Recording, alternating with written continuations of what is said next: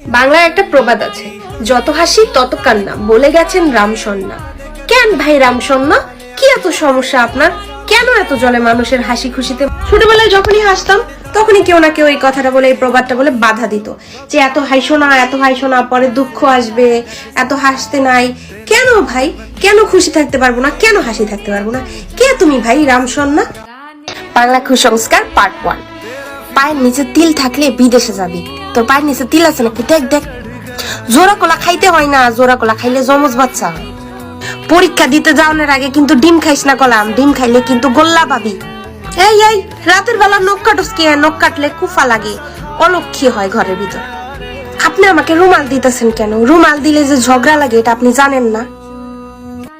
বাংলা কুসংস্কার পার্ট 2। বাবা বাবা এদিকে আসো, এদিকে আসো, এদিকে আসো। একবার টোকা খাইলে আরেকবার টোকা দিতে হয়, না হলে মাথায় সিংহ যায়। বাবা বাবা আরেকবার টোকা দাও। এখন আর সিংহ যায় না। খাওয়ার সময় যদি করে উঠে তাহলে মনে করা হয় আপনাকে কেউ গালি দিতেছে।